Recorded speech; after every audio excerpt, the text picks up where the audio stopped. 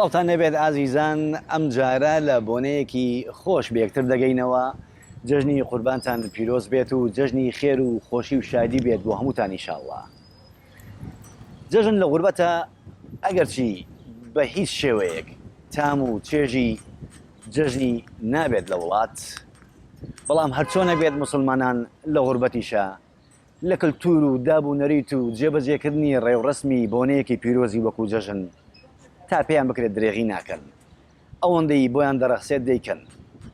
لە ئەڵلقەی ئەم جارە باسی جەژنی قوربان دەکەین لە ئەمریکا، با بزانین بەیەکەوە مسلمانان لە ئەمریکا چۆن جەژنی قوربان بڕێوە دەبن.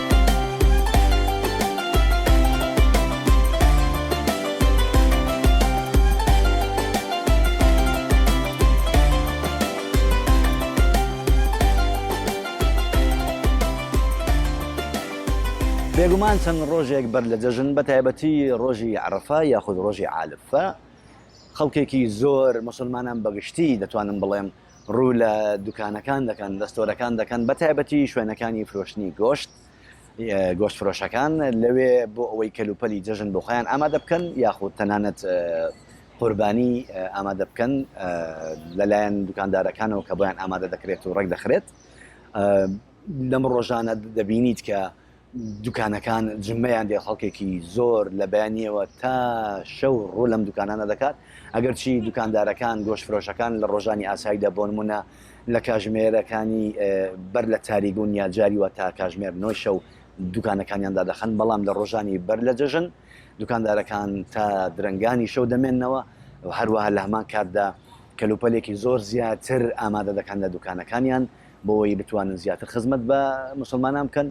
لە هەمان کاتیشدا ژمارەی ستاف و کارمەندانی خۆیان زیاد دەکەن، ئیتر خەڵک بە لێشاو دێت بۆ ئەم دوکانانە و کەلوپەل و شتەکانی خۆی دەکرێت و بەدڵێکی خۆشەوە خۆی ئامادە دەکات بۆ ڕۆژی جەژن.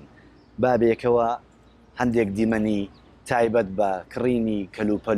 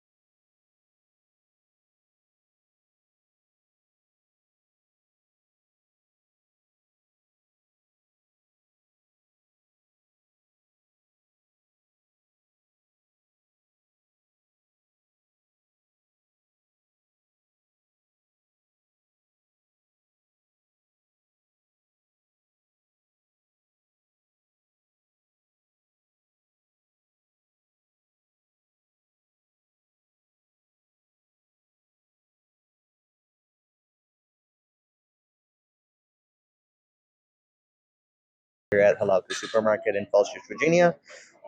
As far as the store goes, preparations is a lot different than a regular household. The reason being, we're not really going towards what we're going to cook dishes for the Eid day. We are mostly preparing for the animals that we have to get ready to deliver to people. We do what you call go through hundreds of order within the span of 3 days. We do work 24 hours, day and night, and just to make sure that people get their orders on time.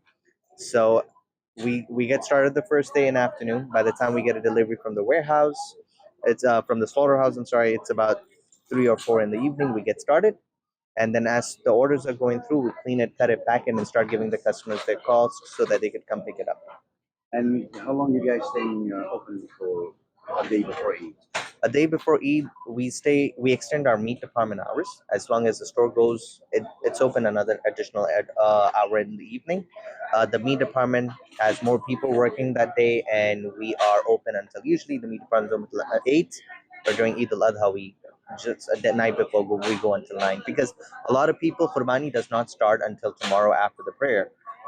But a lot of people come a day before because they go ahead and pick up some meat so that they can cook in the morning.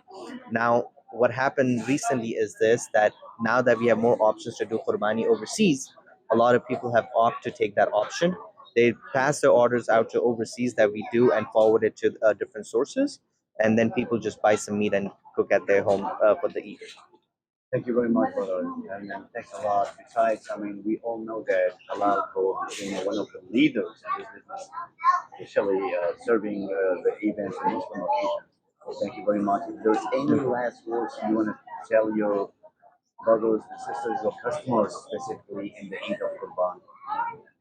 Just Eid Mubarak. I mean, hopefully you guys enjoy with the family. The main idea behind this Eid is to follow the Sunnah of Prophet Ibrahim alayhi salam. Make sure you keep 1/3 for yourself, 1/3 for your friends and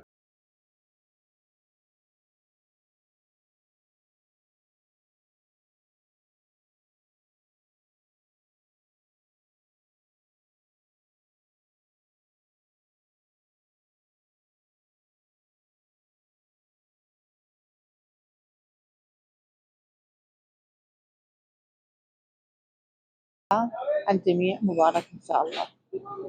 بدت بالعربي على راسي وعلى عيني، هاي للعراق بالمناسبه، خلينا نحكي على قناه كرديه. طيب بس سؤال اخر، انا ما راح ازعجك شويه. شلون التحضيرات هنا؟ يعني شنو الفرق بين التحضيرات العيد هنا وما بين من كان بالعراق؟ كنا بالعراق شلون نحضر والغربه شنو تاثيراتها؟ يعني اكو اختلاف. هو التحضيرات بالنسبه للحلويات والاكل والاعداد يعني الطعام هذا بسيط، يعني سواء بالعراق او هنا نفس الشيء. بس الفرق هنا انه ماكو اهل حتى انه نتواصل وياهم اكثر، يعني محدود، العلاقات محدوده والاصدقاء محدودين والحمد لله. الحمد لله، والله يسهل يا ربي. كل عام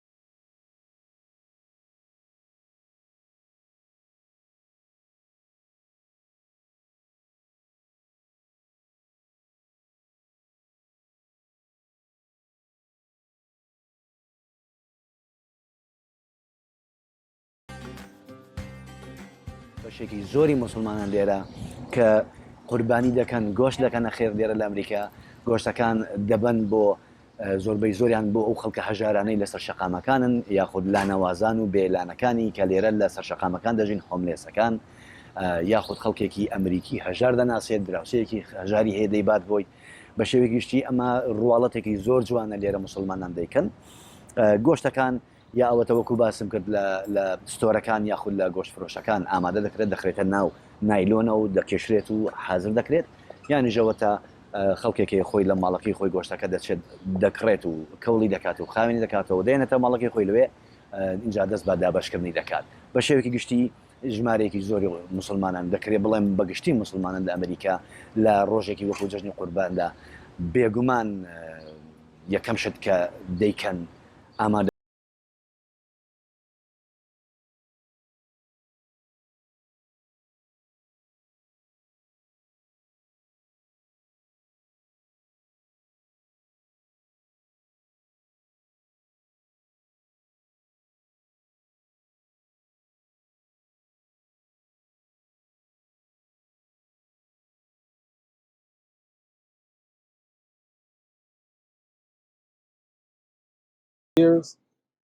Right now, we're buying meat.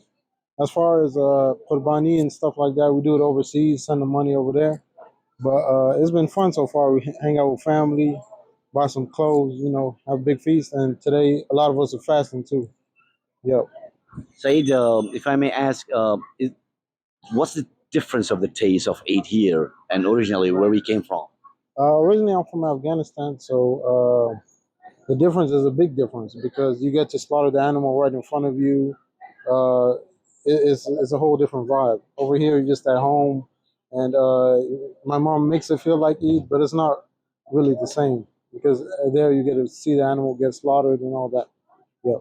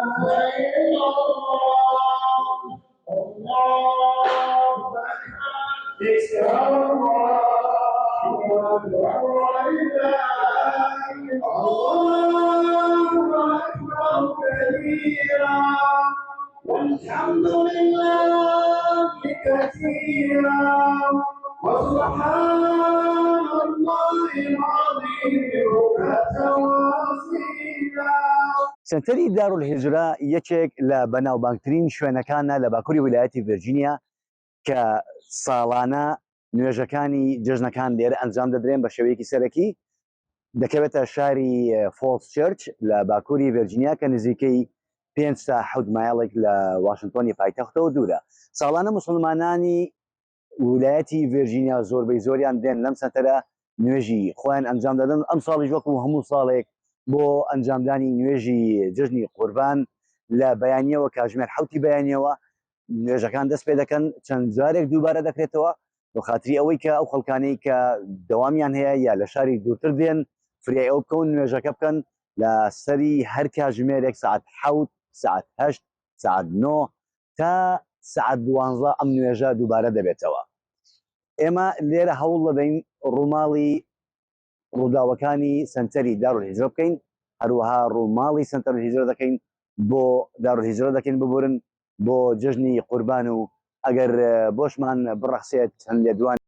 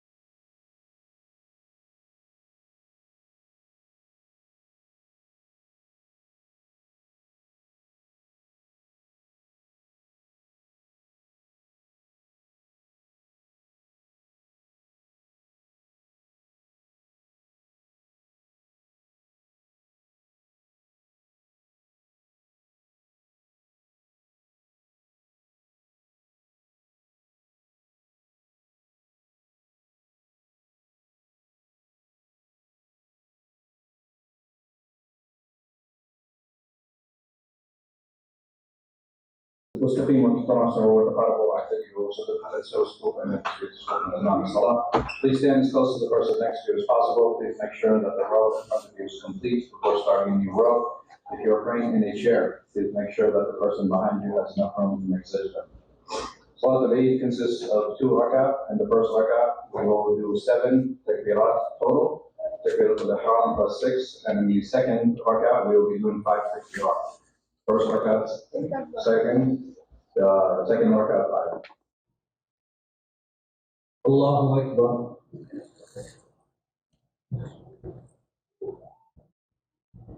Assalamu alaikum wa rahmatullah. Assalamu alaikum wa rahmatullah.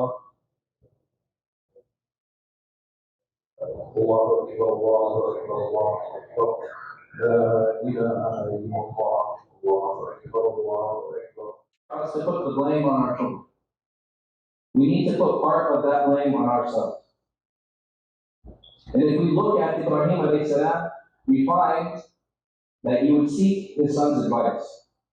And he would advise his son and have conversation with him. He wouldn't just order. سيف عبد الرحمن، أنا مدير العلاقات العامة للمسجد. استاذ سيف، كل عام وانت بخير وعيد سعيد عليكم ان شاء الله. اذا ممكن تكلمنا باختصار عن استعدادات المركز لاستقبال المسلمين في اداء فريضه الصلاه والعيد. نعم، فطبعا احنا يوم العيد يكون يوم حافل بالناس، فعلينا يعني اللي نعمل 5 صلوات حتى نستطيع ان نستوعب عدد المصلين الذي ياتون الى الصلاه. فتقريبا كل ساعة اكو صلوات تبدأ من الساعة 7 صباحا وتنتهي على الساعة 12 تقريبا الظهر.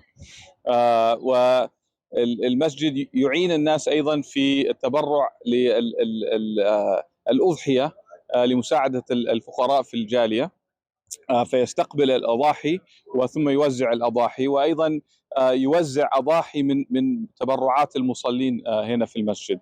فيوم عيد الأضحى يكون يوم حافل حقيقة، وعدد الناس اللي يحضرون المسجد يفوق 6000 مصلي.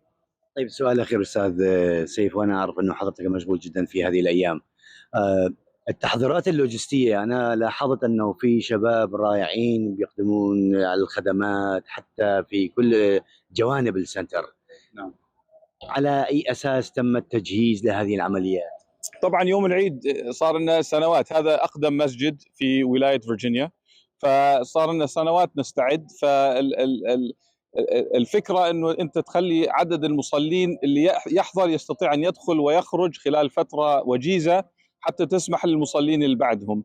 ففي تحضيرات لوجستيه من السكيورتي، الامن الذي يدير حركه العربات، من الناس اللي يساعدون الناس الدخول والخروج. فهذه التحضيرات حتى نساعد او نعين.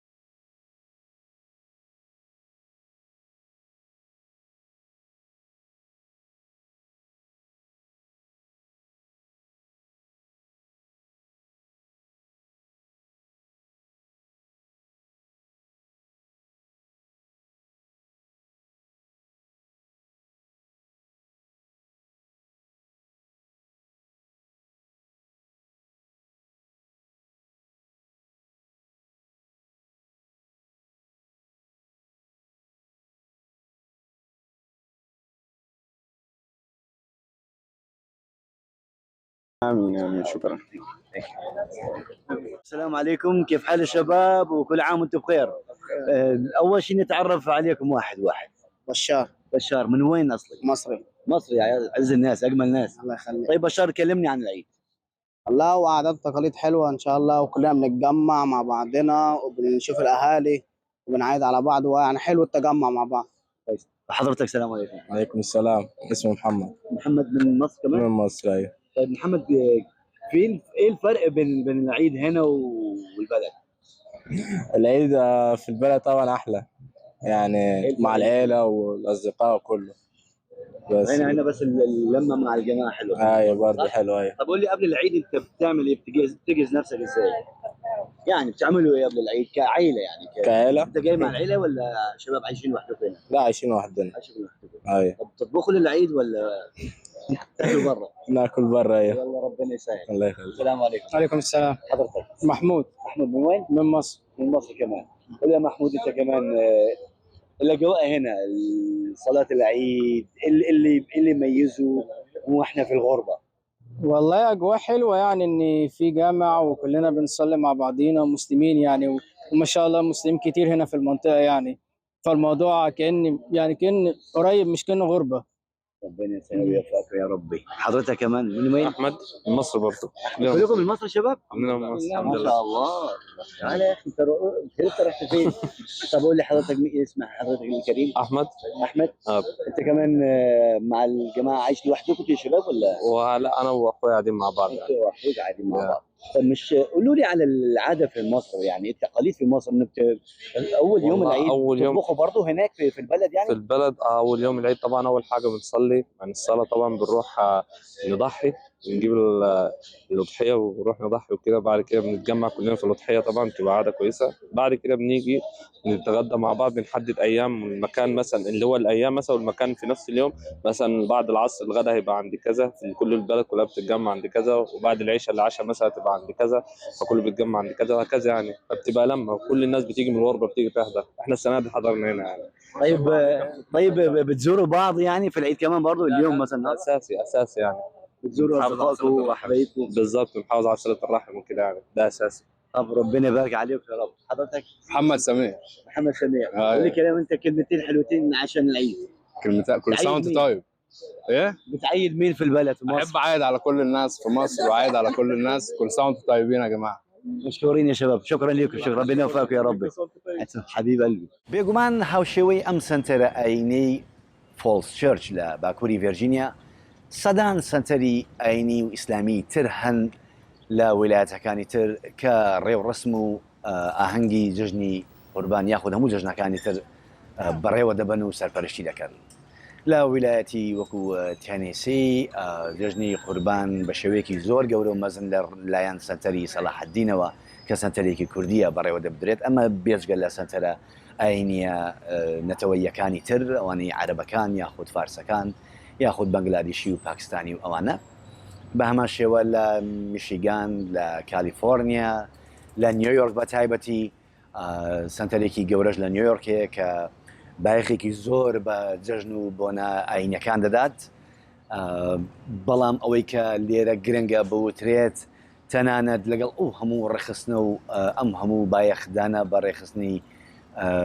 جێران و ئاهەنگ جێرانی جەژن و سازکردنی بۆنەکە بۆ خەڵک بۆ مسلمانان لە کۆتاییدا جەژن لێرە هەر لە سنوورێکی تەسک بەڕێوە دەچێت و تەنیا ئەوەندەی کە خۆشە خەڵک ئەو چێژە لەوە وەردەگرن کە بایانیان دەچن نوێژی جەژن بە کۆمەڵێک خەڵک پێکەوە بە ژمارەیەکی زۆر گەوری خەڵک پێکەوە ئەنجامی دەدەن بە تایبەتی تێکەڵبوونی ئەو هەموو نەتەوەیە بێکەوە لە ناو مزگەوتێکە بۆنەیەک و چێژێکی خۆش بە نوێشکەران دەدات بۆیە دەمەوێت بڵێم کە جەژن هەرچۆنێک بێت لێرە بە پێی توانە سنتەرە ئاینیەکان و یاخود سنتەرە ڕۆشنبیریەکان و سنتەرە کۆمەڵایەتیەکان درێغی ناکەن و بێجگە لە سنتەر ئاینەکان چەندین سنتەری تر هەیە بۆنەی کۆمەڵایەتی و بۆنەی خۆشڕێک دەخات بۆ خێزانەکان ئەمە بە پێی ویلایەت و بە پێی ژمارەی دانیشتوانی ئەو موسڵمانانەی کە لەم شوێنانە هەن.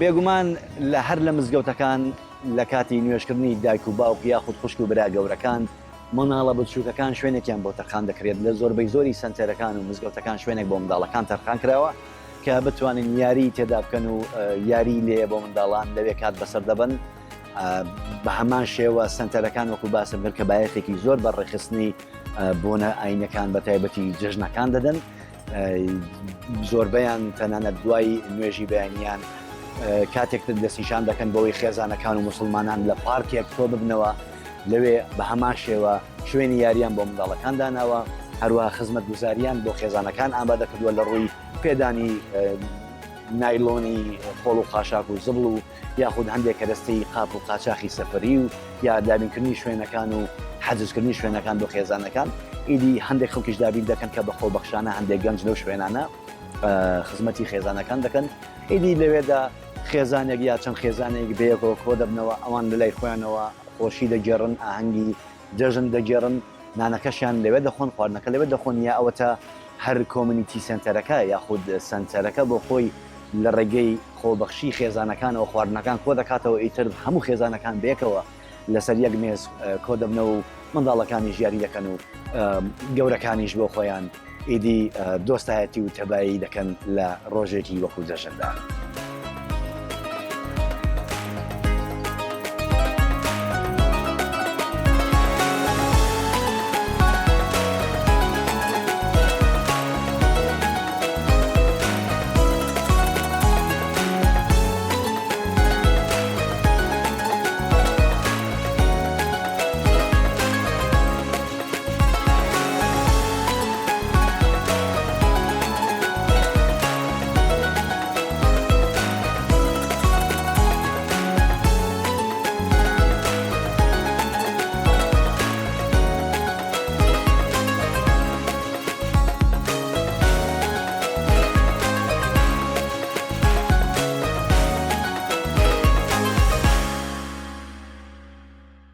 ئازیزان بێگومان بۆنەیەکی وەکو جەژنیش لە ئەمریکا و لە نێو ئەم هەموو ویلایەتە و کۆمەڵگای گەورەی مسلمانان لێرە وردەکاری زیاتری هەیە بەڵام بەپێی تواناییەکەی کە هەمان و لێرە لە ڕووی کاتەوە هەروە لە ڕووی دەرفەتی دەستکەوتنی خەڵک یاخود دەرفەتی دەستکەوتنی شوێنەکان هەر هێندەمان بۆکرا ڕووماڵی بکەین هیوادارم لە ئەڵلقەی ئەم جارە لە کەم تەرخەمیەکان بە گەورەی خۆتان بمان بەخشن سوودتان لە ئەوەندەی کردومانە وەرگرت بێت و دووبارە جژنی قوربانتان پیرۆز بێت یاخوا جژنی خێر و خۆشی بێت بۆ هەموو لایەکتان و تاڵقەیەکی تر بەخواتان دەسپێرم بە ئومێدی دیدار.